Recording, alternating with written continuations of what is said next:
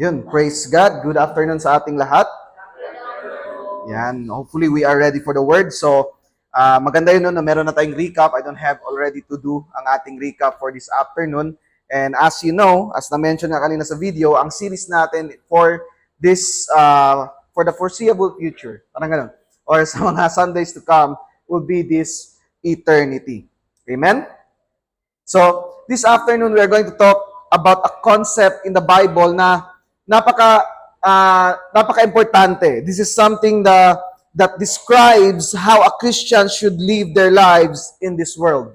So, yung konsepto na pag-uusapan natin ngayon describes kung paano ang isang Christian na mamuhay dito sa mundo. Are you excited for this topic? Amen.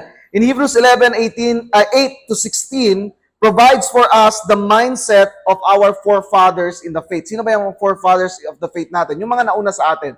But specifically, Abraham and his family. So, this mindset is consistent throughout chapter 11 kasi last Sunday, nasa chapter 11 tayo ng Hebrews. Ngayon, nasa chapter 11 pa rin tayo.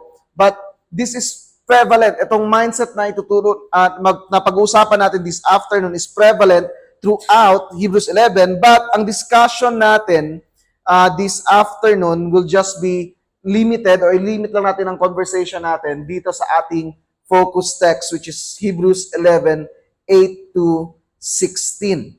So ang makikita natin dito is that the author of Hebrews draws a parallel with between yung life ni Abraham and his family at ang ating buhay as Christians. So pinaparallel niya. Ito yung buhay ni Abraham, yung kung paano namuhay si Abraham, parallel doon ang ating pamumuhay. Nagets ba natin yun siya? So, sa mga hindi nakakaalam, sino ba si Abraham? Si Abraham is who we call the father of many nations. Una-una, yung pangalan niya is Abram, which means high father. But after God called him, pinangalanan siyang, parang nirename siya. Parang iniba yung pangalan niya. So, at that time, sa time ni Abraham, ang pangalan mo plays significant role, it plays a significance kung ano yung purpose ng buhay mo. Ibig sabihin, yung purpose ng buhay mo is depende kung ano yung pangalan mo. So kung ang pangalan mo is pangit, ibig sabihin, you are cursed.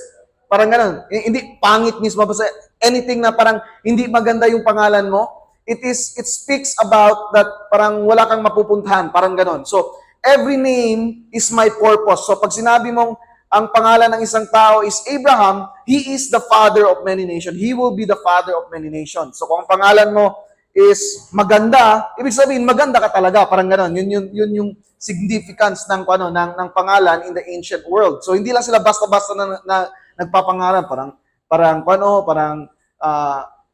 ano yung mga pangalan natin ngayon, parang XYZ na mga gano'n yung mga tapos meron pang exclamation point yung mga pangalan ngayon. Parang hindi lang basta-basta, parang hindi lang for the sake of uniqueness. But kung ano yung, for example, pinanganak yung bata, nakita na itong batang ito, magiging prophet to siya. So yung pangalan niya will be aligned to that calling. Are you with me? In fact, for example, even in the early church, ganito din ang practice. For example, there's a guy, ang pangalan niya is Chrysostom. Ang ibig sabihin ng pangalan niya is golden mouth. Parang ganun. So, ibig sabihin, he speaks of things that are golden. Parang ganun. He speaks about things that are precious. Yun ang ibig sabihin ng pangalan niya. So, Abraham was called by God to be the father of many nations, but tinawag siya, ganito ang pagkatawag kay Abraham para ma-appreciate natin kung gaano ka-amazing itong pagtawag sa kanya. They are living in a place called Ur. Okay, you are Ur of the Chaldeans, then yung tatay niya decided that they are going to go to Canaan. Pero while they are traveling, they settled on a place called Haran. So for many, pagdating nila sa Haran, instead na mag-continue sila papuntang Canaan, okay, hindi pa to siya ang Canaan, which is yun yung pupuntahan nila, nag-settle sila doon. And for how many years, yun na yung naging hometown nila ang Haran. But after a while, Abraham was called, hindi nakasama yung tatay niya, but si Abraham na lang, he was called out of Haran papuntang Canaan. Now here's the thing, nung tinawag si Abraham ni God, hindi alam ni Abraham kung saan ang Canaan. Yun ang pagkasabi sa Bible. He was called to a place that he knows not. Hindi niya alam kung saan to siya, parang nagsabi lang si Abraham, okay, parang ganun. He just knows God enough to agree na magbibilib siya sa ano yung sinabi ng Panginoon, or he will obey the words of the Lord. In Hebrews 9:10, it describes here, parang sinamarize ito ng author ng Hebrews, by faith he lived as an alien in the land of promise, as in a foreign land, dwelling in tents with Isaac and Jacob, fellow heirs of the same promise. Now, alien ng Bible, hindi ibig sabihin niya parang alien talaga, no? Parang UFO, parang something like that. Alien means you are a foreigner, or you are hindi yun yung lugar na kung saan ka nakatira. For example, kung pupunta ka ng Amerika, you are an alien there, basically. So, hindi ibig sabihin lang nun, hindi yun ang lugar mo, and pumunta ka lang doon, either magtrabaho, or mag-migrate ba, but still, you are an alien. And bakit niya yung ginawa? For he was looking for the city which has foundations, whose architect and builder is God. So the reason why Abraham agreed to go to Canaan is because yun nga, he's looking for a better city in which si God daw ang builder. Accordingly, the reason of Abraham willingly obeyed the Lord is because of his desire to seek the city in which God is the builder. So si God ang builder. For Abraham, it's not about how beautiful or rich the city is. What mattered to him is who built it. So kung sino ang gumawa ng city na yon. And yun yung importante sa kanya, hindi kung mayaman ba yon or maganda ba yung city na yon. The city built by God is worth the risk para kay Abraham. So that's why he went through the journey. And then same concept appears in Hebrews 11:13, and all this died in faith, without receiving the promises, but having seen them and having welcomed them from a distance, and having confessed that they were strangers and exiles on the earth. So, aliens, strangers, and exiles are basically the same. So, when Abraham traveled from Haran to Canaan, nung dumating siya sa Canaan, or Canaan, para sa mga naanad sa Bisaya, Canaan, nung dumating siya doon sa Canaan, hindi yun ang lugar niya. He is an alien there. He is an exile there. He is a stranger sa lugar na yun. Clear ba yun sa atin? So what this verses basically tells us that for us, kasi parallel ito, yung buhay ni Abraham, parallel sa buhay natin. So ano yung punto ng mga verses na ito? What these verses basically tells us is that for us who possess eternal life, lahat ba dito possesses eternal life? If wala pa, it's good for you to go sa lesson 1. So, for us who possess eternal life, the manner we live our lives in this world is the same as that of an alien. The same as that of an alien. Strangers and exile in a foreign land. Kung paano tayo mamuhay dito sa mundo is kung ano yung feeling. Na-try nyo na bang mag-travel sa ibang lugar? Kahit gaano pa kaganda yung lugar, you know that's not home. You know na hindi yun ang lugar na para sa'yo because there's no place like home. Tama ba? But the same way, kung paano tayo, kung i-imagine nyo itong mundong ito like a country, like a city, dapat daw ang isang Christian is hindi mamahay dito sa mundong ito. Christians must not be at home in this world. So in the same way, Abraham and his family were exiles, foreigners, strangers. Okay? Kwan ba? Murag afam ba? Foreigner. Mga foreigner. As the same way as Abraham lived life like a foreigner in a strange land, so as Christians are foreigners, as Abraham is a foreigner in a foreign land, Christians are called to also be foreigners in this world, or what we call exiles in this world. So, as I mentioned kanina, no, I'm sure marami dito na nag-travel na kayo and you went to a place and yun nga, na-mention ko kanina, if kahit pag-gaano kaganda ang lugar na yon, hindi yun ang lugar mo. And kahit pag-gaano ka parang beautiful yung place na yon, sooner or later, you will feel homesick. Sooner or later, you know na hindi yun ang lugar para sa'yo. Sa mga nag-relocate na ng ibang lugar, this is not a new, parang somewhat familiar ito. Tama ba? Somewhat familiar ito. If you tried relocating to another place, parang familiar ang feeling na ito. But here's the thing. Itong analogy na ito has a limitation because may mga tao tayo na nag-relocate sila and dumating sila sa point na kung saan sila lumipat, parang yun na yung bahay nila, parang feel at home na sila. And yun yung difference ngayon ng isang Christian at isang someone who immigrated. Because a person who transfer one city to another or even to another country can parang adapt and change the way he lives. But a Christian is encouraged not to adapt in this world. The Christian is called not to assimilate or parang mawala yung feeling na kung saan we are aliens in this world. Clear ba ito sa atin? What we must learn as Christians is that we may be in the world right now. Listen carefully. We must learn as Christians is that we may live in the world right now, but this is a temporary situation. Hello? Nandito man tayo sa mundong ito, this is a temporary situation. God Himself desires that we do not live our lives as though this world is our home. So ang gusto ng Panginoon is that we do not live our lives na parang ito na yun, parang ito na ang lahat. Hindi yun ang gusto ng Panginoon. And we will do well if we do not forget that this is not our home. In this world, we are aliens. So, again, this afternoon, we're going to speak from the subject, eternity, aliens. Amen? Sabihan mo sa katabi mo, alien ka. Amen?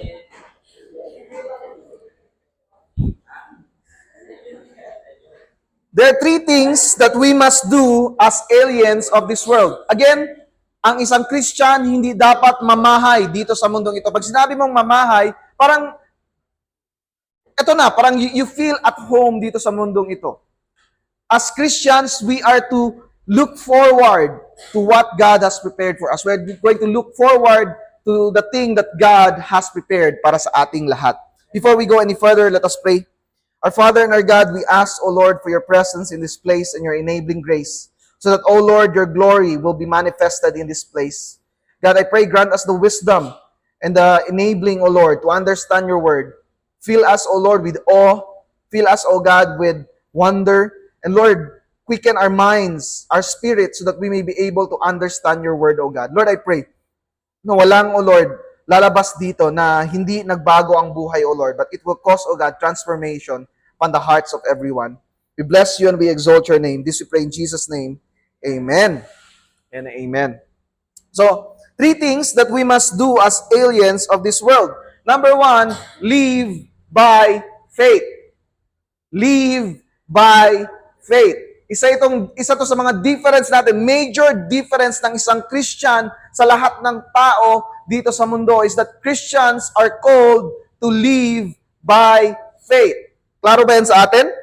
In chapter 11 of the book of Hebrews, this is what we call the Hall of Faith.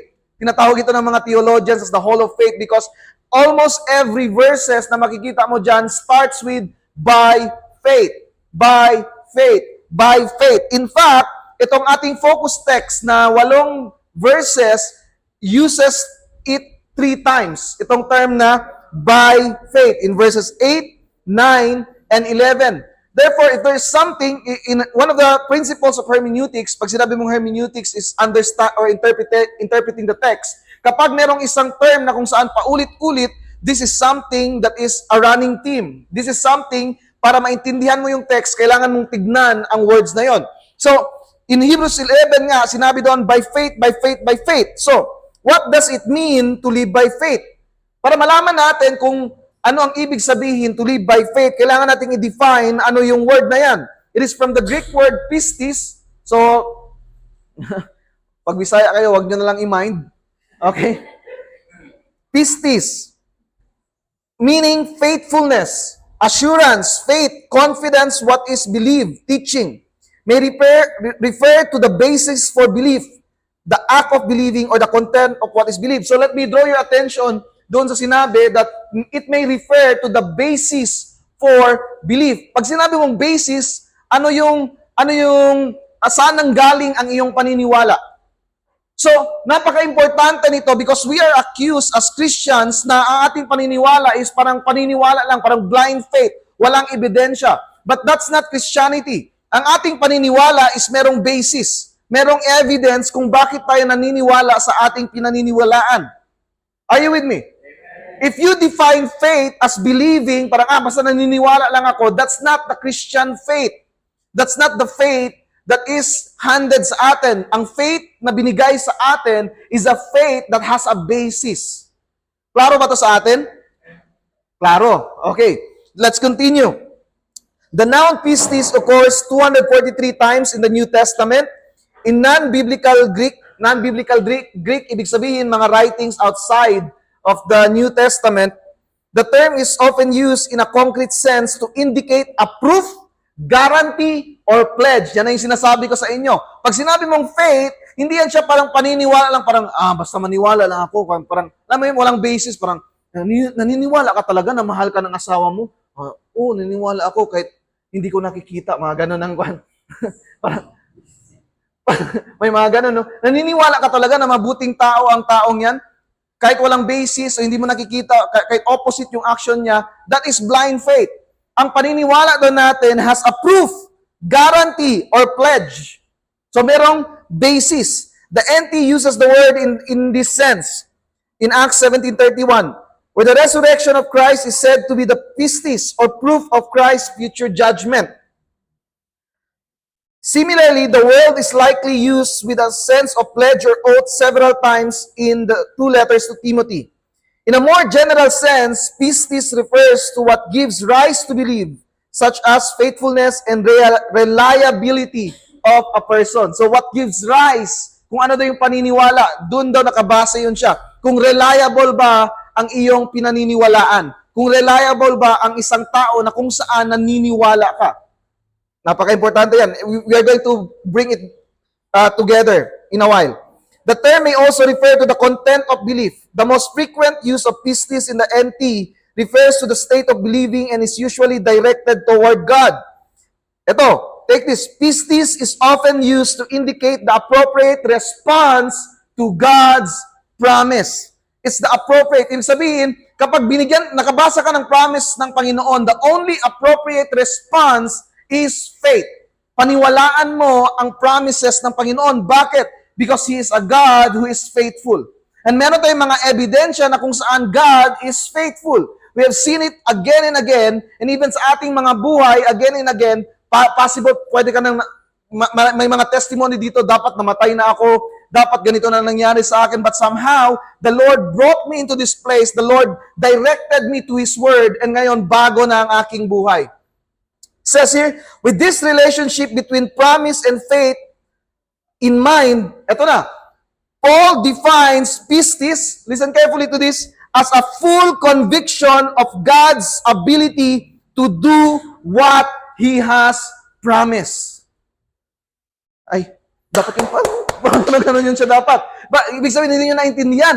Ang sinasabi lang dito is that when you say pistis, when you say by faith, when you say naniniwala ako sa Panginoon, meron kang full conviction. Talagang totoo yung paniniwala mo na parang sure na sure ka that God is going to fulfill what He has promised. Kung ano yung prinamis ng Panginoon sa Word of God, sinabi ng Panginoon, sinabi ng Diyos, nasasagana ang buhay mo. Ang sinabi ng Panginoon that you are going to heaven, that is something worth holding to. Ibig sabihin, hindi yan siya parang possible na pupunta ako ng langit, sure ba talaga ako, ano ba talaga, parang hindi ko man feel, hindi ko ramdam, parang hindi ako sure, when I see myself in the mirror, parang hindi man to para langit, parang ganun. But here's the thing, the conviction to believe what God has promised, ibig sabihin, ganito pala ang faith. Ang faith is not about kung gaano kataas ang paniniwala ko, ngunit kung gaano kapanipaniwala ang taong pinaniniwalaan ko. Nag-gets ba yun natin? Gets ba yun natin? Ibig sabihin, for example,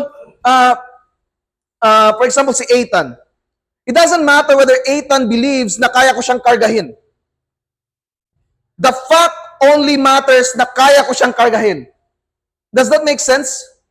It's not his ability to believe, kaya ko siyang kargahin or kaya ko siyang i-catch. It's my ability to catch or carry him. Clear ba to sa atin?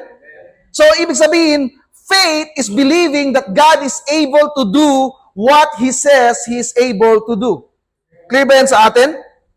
So, when you say, by faith, we are saying that by conviction, insofar as God is faithful, we can believe.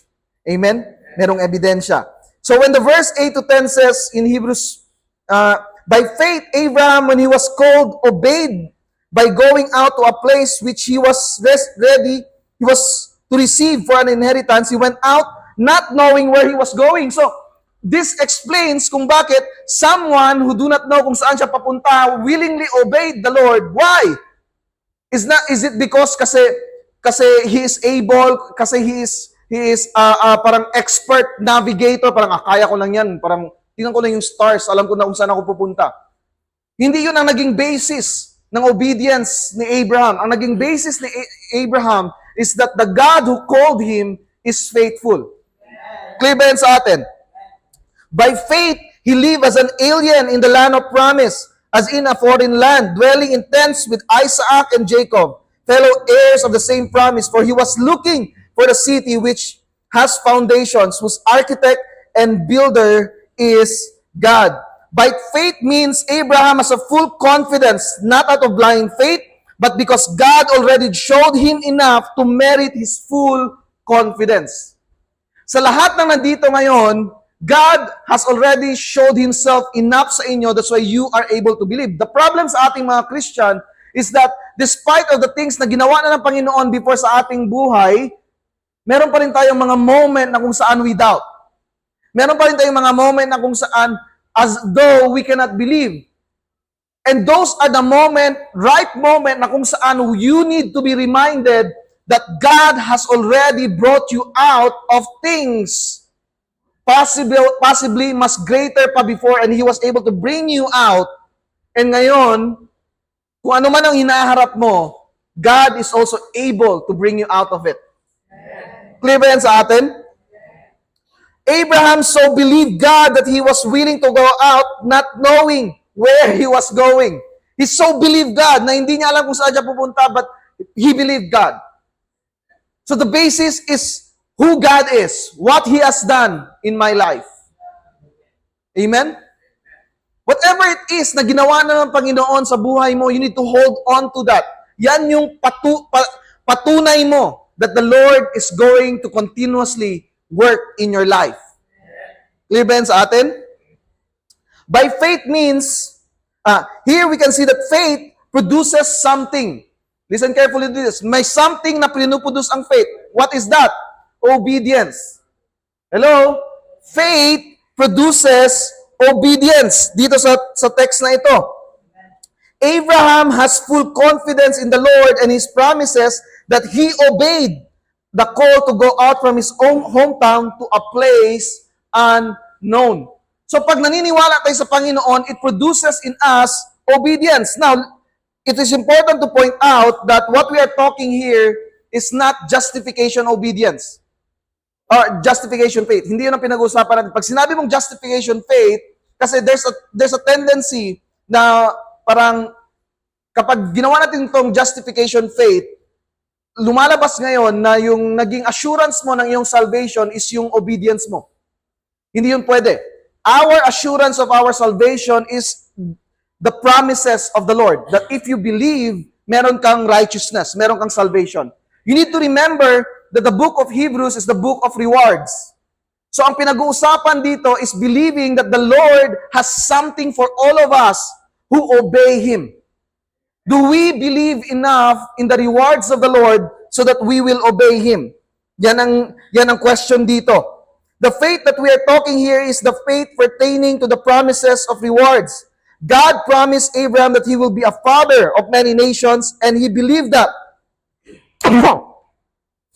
That belief produced in him that obedience. Christians, there are also rewards waiting for us for our obedience. Now, again, hindi ito mapupunta ka ng langit. This is about rewards. This is about the Lord blessing us when we obey. Do we believe that God is telling us the truth that indeed there are rewards awaiting for us when we obey Him? It is faith in what God said that is the determiner of our obedience in every areas of our lives. Anong ibig sabihin nun? If naniniwala tayo na tama ang ways ng Panginoon, we are going to obey. Kapag hindi tayo naniniwala sa mga promises ng Panginoon, we are going to disobey. For example, ang pinaka-example na talaga, giving. The Bible tells us, the Lord tells us that when we give, the Lord is faithful to reward us back based on our giving. Now, if hindi ka naniniwala sa word ng Panginoon, magdi-disobey ka mag-give. Tama? Another example for this is forgiveness. If, ang sabi ng Panginoon, you need to forgive so that you will be blessed. If hindi ka naniniwala sa salita ng Panginoon, it will be very difficult for you to obey, to forgive. Are you with me? Clear ba yan sa atin? Another thing so, faith pala produces obedience. So kung meron tayong strong na paniniwala sa Panginoon, it is exemplified or manifested through our obedience. Hello? Pinaniniwalaan natin ang salita ng Panginoon. Another thing that faith does is found in verse 11. By faith, even Sarah herself received ability to conceive even beyond the proper time of life, since she considered him faithful who had promised. Therefore, there was born even of one man, and him as good as dead, at that, as many descendants as the stars of heaven in a number and innumerate, as the sun of which is by the seashore. So, the reason daw, Sarah experienced able to conceive even though matanda na siya, because she considered him who is faithful, who had the promise, which is God Himself. So anong makukuha natin dito? Faith not only produces obedience, but also faith produces miracles. Milagro. Parang may milagro. Walang himala, mga ganun, no? There is still miracles today for those who believe. The reason why we are not experiencing miracles aside from God's sovereign will, pag sinabi natin aside from God's sovereign will, hindi lang yun ang will ng Panginoon. Kahit pag-aano mo yan ipag-pray, pag hindi yan will ng Panginoon, hindi yan mangyayari. Like, Lord, pagwapuin mo ako, Lord, in Jesus' name, I rebuke this face. Mga ganon. Hindi yan mangyayari kasi hindi yan ang will ng Panginoon. Amen? You are fearfully and wonderfully made as it is, and that's it. Amen? So, hindi na yon. So, may mga prayers na kahit gaano mo pa ipag-pray, pag hindi will ng Panginoon, it will not be answered. But aside from that, the reason why prayers are not answered is because of lack of faith. Clear ba yan sa atin? Clear ba yan sa atin? So, some of you will say, but Clyde, I believe. But your life does not show it. Your life does not show it. You say, you believe that God will provide, pero you sacrifice Sunday para mag-work. Hello? You say that God will provide, pero nagnanakaw ka. Yun na yung provision ng Panginoon. Parang, Lord God, provide. You say God will provide, but you cheat. Are you with me? Believing that God will provide is that you trust Him to provide in your obedience. Logically speaking, pwede mong sabihin na, mas marami kang kikitain kasi nagtrabaho ka ng Sunday. Parang ganon. Mas marami kang kikitain kasi nagtrabaho ka ng Sunday. That is logical. That is the thing na parang sabihin na lang natin na kung titignan mo lang mathematically, that makes sense. But faith calls us to abandon itong logic na ito so that we are going to put our faith in the Lord.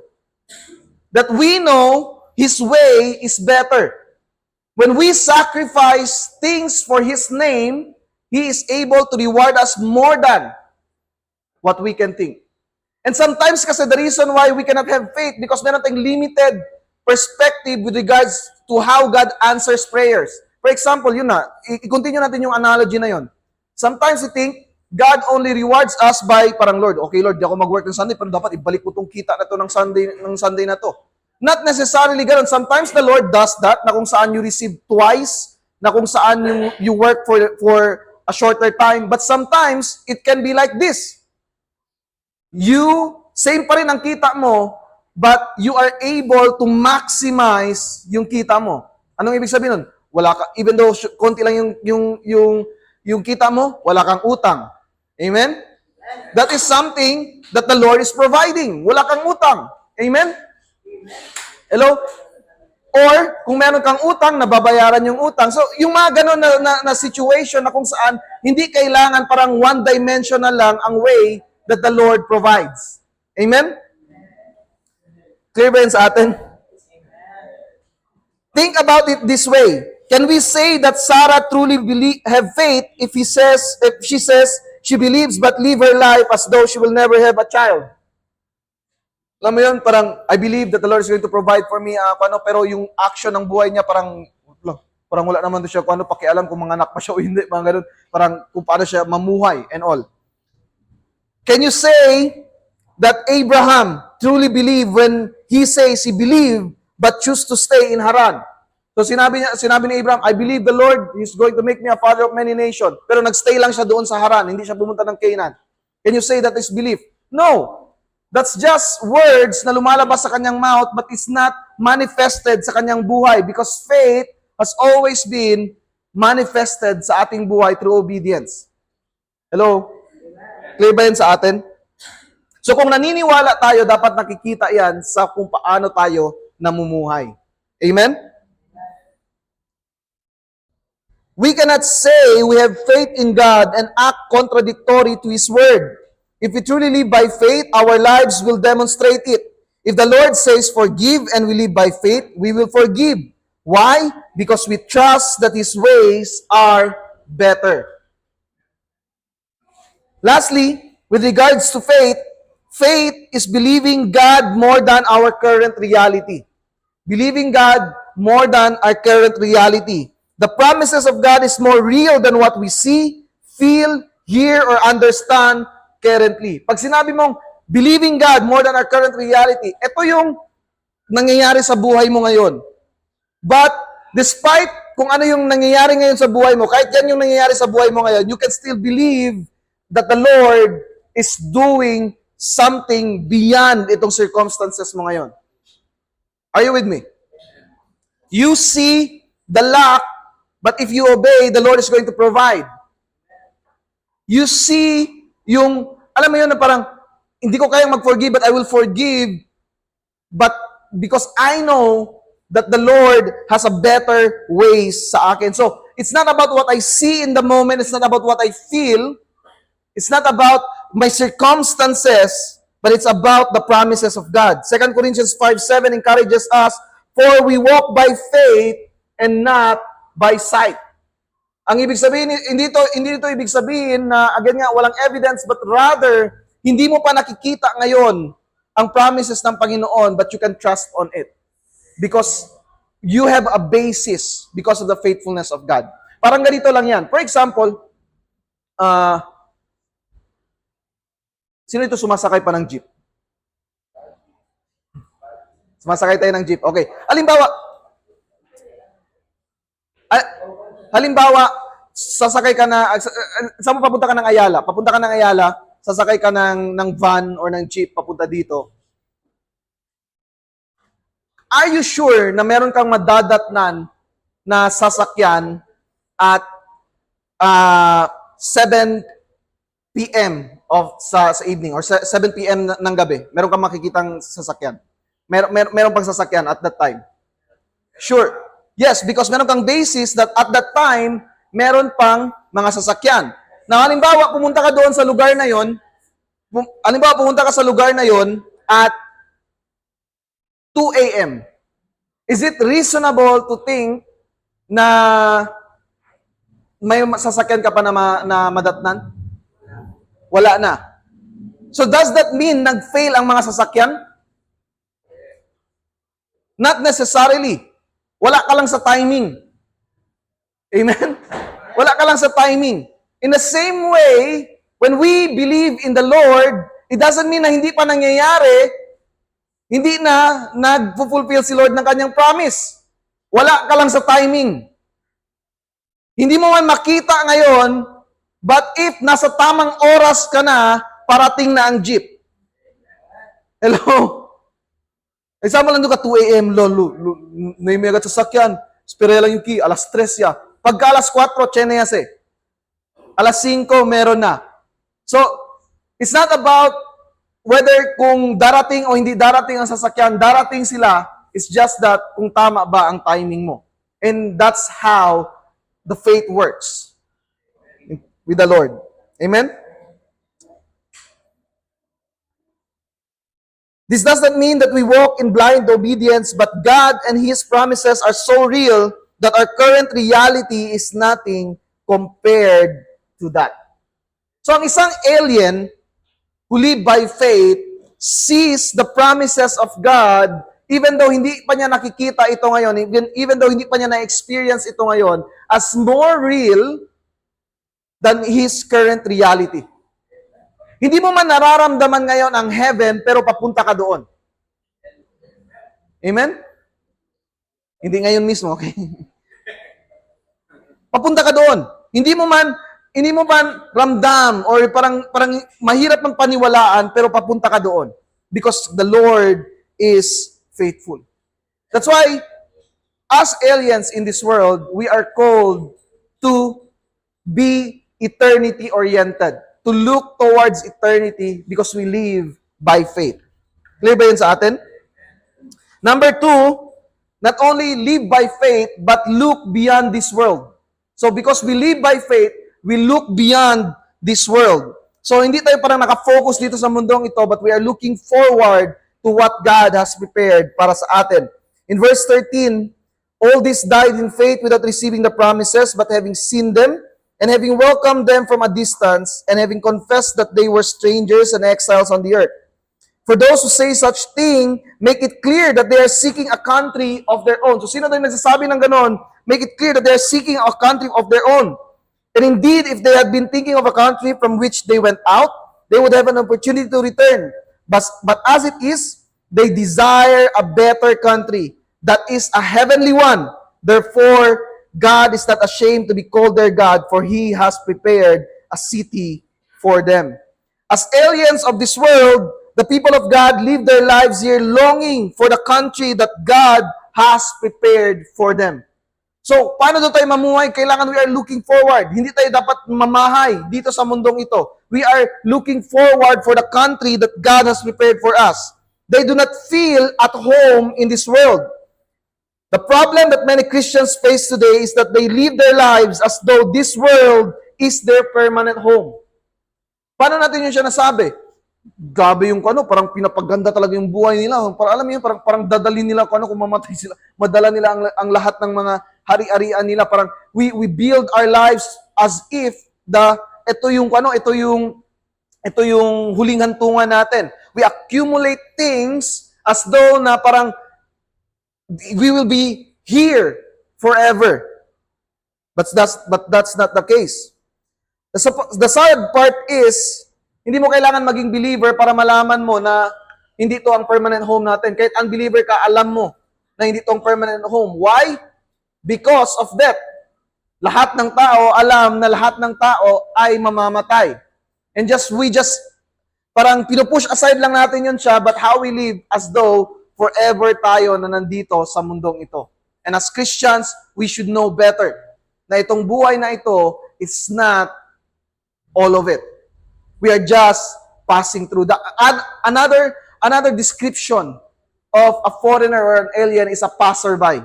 Dumadaan lang. Sojourners, in another word. Dumadaan lang tayo dito sa mundong ito, and we must not forget that we are just passing by. Clear ba yan sa atin? We build our lives for earth, not eternity. Yun yung ginagawa ng maraming mga Christians. Not on earth. We build our lives for earth, not eternity. And everything we do, our spiritual life is secondary. It is an afterthought. Paano mo malaman na ganun? Kasi secondary lang. yung ating spiritual walk sa atin. Instead na yun yung primary natin, yun yung focus natin. Ang focus natin is kung ano yung we are building yung life natin dito. Instead, we are building yung life natin on the next. Clear ba yan sa atin? This is clearly demonstrated in what is our priority. Living for God or building our lives in this world. If your priority is living for God, then you are looking beyond this world. If your priority is this world, then you are not living beyond this world. I have said this many times and will say this again and again and again. Listen carefully. Whatever adjusts for the sake of something is not a priority. Whatever adjusts for something is not a priority. The priority is the thing that causes everything else to adjust.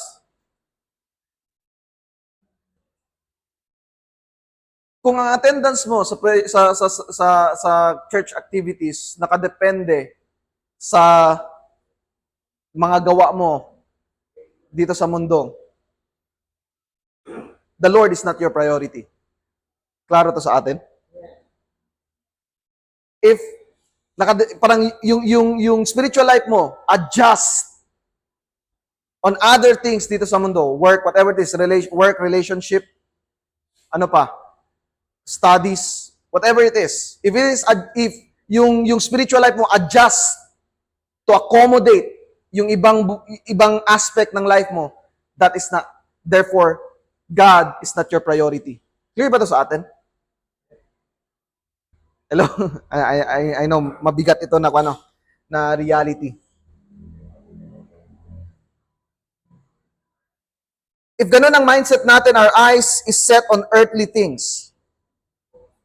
It has to be all things, ganito dapat ang mindset natin, lahat ng bagay mag-a-adjust sa purpose ni God sa aking buhay.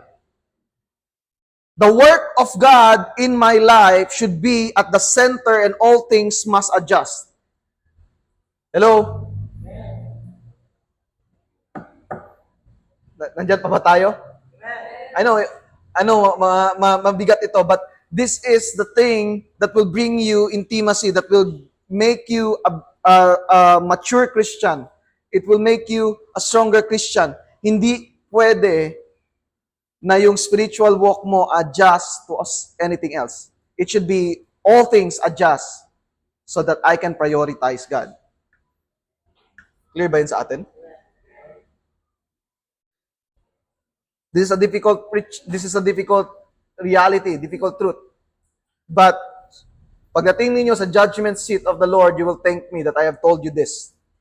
Or, you will be angry at me, parang pas, kulang pa yung sinabi mo sa akin kaya hindi ako naniwala. Kaya ulit-ulitin natin. Amen? Kailangan po mag-adjust ang lahat ng bagay, lahat ng aspekto ng ating buhay for that one thing that we follow the Lord. Amen? Dapat klaro yun siya. If lahat ng bagay adjust for the work of the Lord in our lives, then we can say that we are looking beyond this world. The last sentence of verse 16 is powerful and haunting. Sabi dito, therefore, God is not ashamed to be called their God, for He has prepared a city for them. Lahat ng mga tao who look beyond this world, who look forward to what He has prepared for them, yung eyes nila focus sa Panginoon, and lahat ng bagay nag-a-adjust para sa purpose na yun that they will be able to accomplish the purpose of God in their lives. According dito, God is not ashamed to be called their God, for He has prepared a city for them. The reward of those who look beyond this world is that God is not ashamed of them. He's not ashamed to be called their God. Not only that, He has prepared a city for them. Now, this is a controversial take, and wala akong time to really go deeper. Actually, ginawa ko na to siya last preachings doon sa Nicene Creed natin about rewards. You can go back sa mga preachings na yon, or I can discuss it again one of these days. But this is a controversial take. It seems that this verse implies that those who do not look beyond this world Meaning, their eyes are fixed in this world, and if at the end they remain the same, God will be ashamed to be called their God. God is still their God, but God is not proud to be called their God. Harsh ba? And if He prepared a city for them who look beyond this world, those who are earthly will have no city to inherit.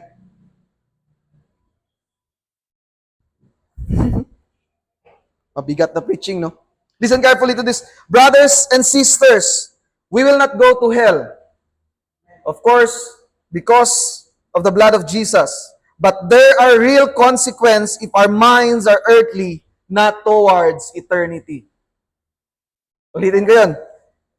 There are real consequences if our minds are earthly, not towards eternity. May real consequence po. Gets ba to natin? This is a warning para sa atin who take lightly ang ating relationship sa Panginoon. Hindi po natin pwede i-take lightly ito. Because the Lord has big things prepared for those who obey. Amen? Wala na sa usapan ng hell, okay? Huwag kayo matakot. Pupunta ako sa hell pass. Hindi. Wala na yun sa usapan. This is now about those who have intimate fellowship in the Lord in the eternity. And for those nandun sa heaven, pero nandun lang kayo. Alam mo yun? Clear ba ito sa atin? And I am prepared to defend this view. And my prayer is that lahat sa atin dito will realize this not before it's too late. And ibigay natin ang ating buhay fully sa Panginoon. Clear ba ito sa atin? Here's the thing no, sa mga, palagi kong na-encounter ito. If ganyan naman pala, hindi na lang ako mag-commit. Parang, parang mabigat man talaga ang standard. Ganun ang mindset palagi, no? Parang defeated mindset palagi. When in fact, the Lord has already provided the very resource para magawa mo ito. That your minds can be focused unto the Lord. Instead na, parang, yan palang kailangan gawin. So, yan ang gagawin ko. Tayo, ganyan palang kailangan gawin. Hindi na lang. Ganun ang mindset ng mga Christian. Instead na, yan palang dapat gawin, yan ang gagawin ko. By the Holy Spirit, by the power of the Holy Spirit, gagawin ko yan, I will pursue the Lord. Instead, ganun ang mindset. Ang mindset, mostly ng mga Christian, ang mindset, parang, grabe man yan. Hindi na lang, parang, discourage man, parang ang bigat man, parang ganun yung mindset ng maraming mga Christian. Very rare are those Christian who, pag na-realize ito, parang, kailangan ko pala, parang go, fight, kahit anong mangyari. Amen? That's why sa akin, napaka-personal nung sinare ko to sa inyo, yung running after me. I don't care what people will say. I'm running after you. I won't turn back and go their way. In your walk with the Lord, maganda na meron kang kasama, but sometimes yung mga kasama mo isa-isang natutumba, you need to continuously move forward. The point there is that yung eyes mo is unto the Lord and not on the people around you and your circumstances and kung ano pa yung pinagdadaanan mo. What you are called to do is to run after the Lord at the end of the day. Sabi na Apostle Paul, run as to finish the race, as to win the race. Not just finish, but to win the race. If there's one thing na parang paunahan tayo, parang ganon, that is to finish the race that the Lord has set for us. Clear ba yan sa atin? My prayer is that pag dumating tayo sa judgment seat ng Panginoon, lahat tayo dito is hindi mawawalan. That we are going to receive the fullness that the Lord has prepared para sa ating lahat. Clear ba yan sa atin? Yun yung hope ko. Now, I'm sure na ako dito may mga bawas-bawas na because of the mga actions natin and all. Okay lang yan. Let's continuously move forward towards the Lord. Amen? So not only look forward, number 3, leave behind the past. So may mga Christians, look forward pero nakahawak pa rin sa old life. Alam mo yun, parang double life. Parang nandun na, papunta na kayo, pero connected pa rin sa old life. Listen carefully, kailangan niyang putulin. Kailangan niya ni-let go ang old life. Amen. Hebrews 11:15, and indeed, if they had been thinking of the country from which they went out, they would have an opportunity to return. So, Listen carefully to this. Yung mindset daw ng mga forefathers nila Abraham is that sobra silang nakafocus papunta sa will ng Panginoon.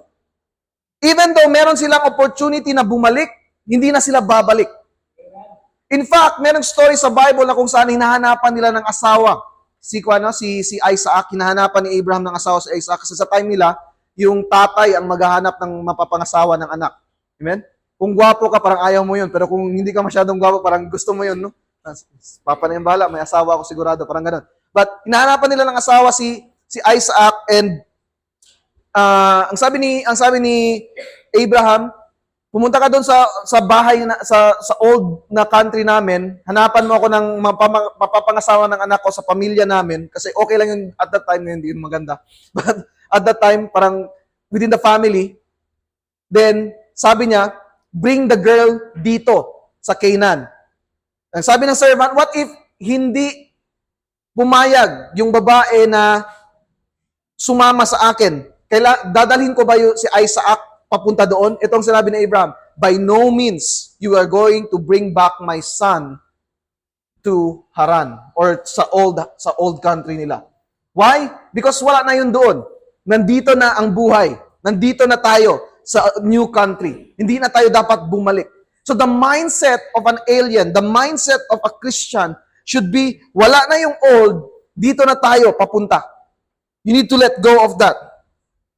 Since as aliens, we should be looking beyond this world, we must leave behind the past, our old lives, our old selves, and whatever we hold dear, we must let go. The problem is, maraming mga Christian who lives like in a tug of war, going forward but at the same time still holding on sa kanilang past na buhay. Di pa rin mabitawan kasi nandyan yung friends ko, di pa rin mabitawan kasi dyan na ako nasanay, hindi pa rin mabitawan kasi nandoon naka-tie up ang kanilang identity.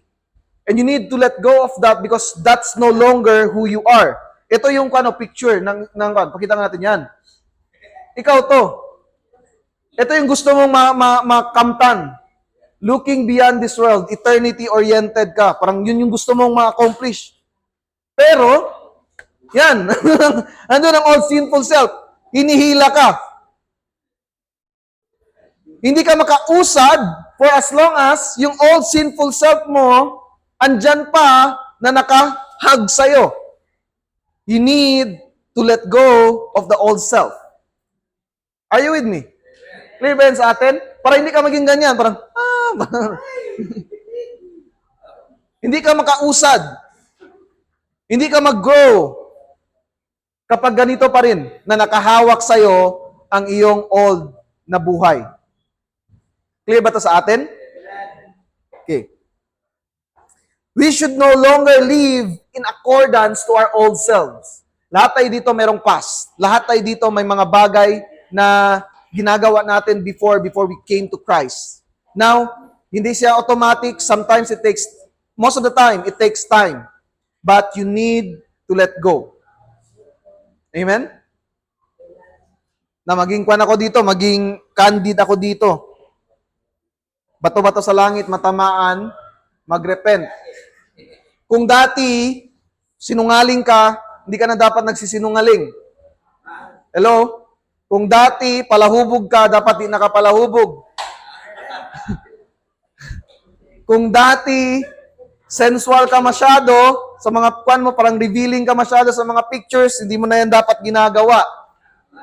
Because you are new in Christ. Kung dati, nanloloko ka, dapat hindi ka na nanloloko. Hello? Kung dati, nambababae ka, dapat hindi ka na mambabae. Amen? Kung dati, addict ka, dapat hindi ka na ngayon addict. Whatever it is, na past mo, dapat i-give up na yan so that you can leave the past behind. As Christians, dito na tayo papunta. Papunta tayo sa Panginoon. In 1 Peter chapter 2, verse 11, sabi dito, Beloved, I urge you as aliens and strangers to abstain from fleshly lust, which wage war against the soul. Okay? Ano yung wage war? Kapag Christian ka na, tapos kuan ka pa rin, hindi ka nag-abstain sa fleshly lusts, makakaramdam ka talaga ng gera sa loob mo. Parang ganun and all. And, darating ka sa point, if you are defeated, na magiging kalus ka, ibig sabihin, kubalin ba? Nagkubal na yung kuan mo, wala nang war, kasi talo naman yung new self mo. Yung old self yung nanalo. Hindi dapat ganun. Kailangan, ang manalo is the new self. Amen?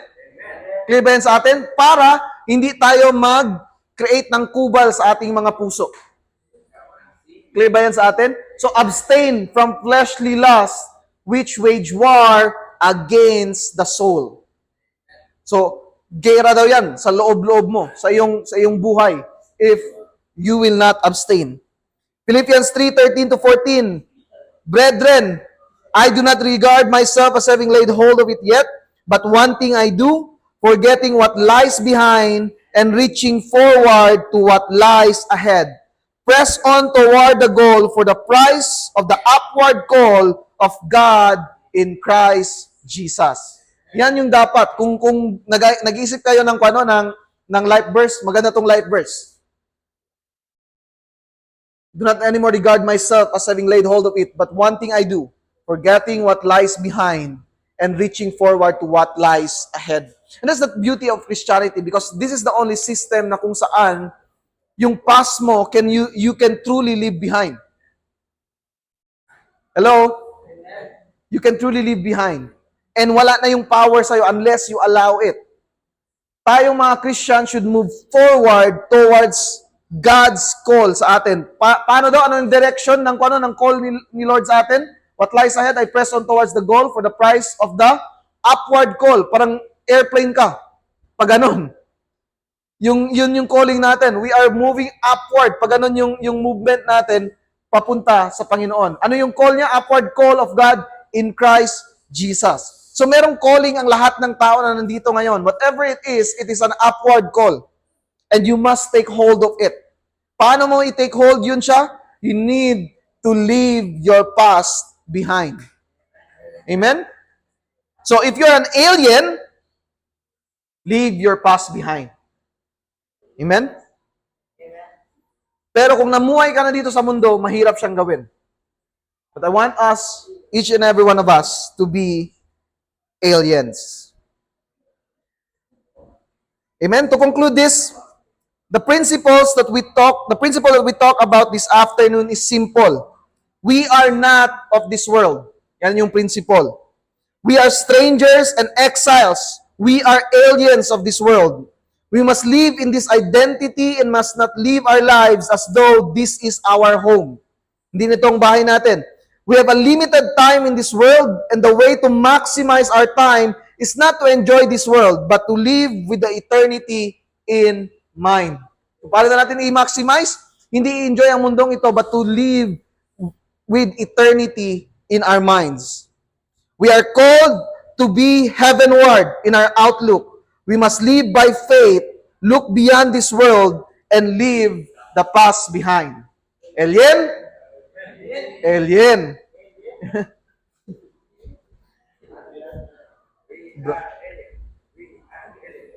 Brothers and sisters, I invite everyone in this place to have an eternity in mind, meaning you are aliens. Take that identity that in this world, we are strangers, we are exiles, we are sojourners, we are just passing by, we are aliens. Amen? And with that, I bring back all the glory and honor unto the Lord.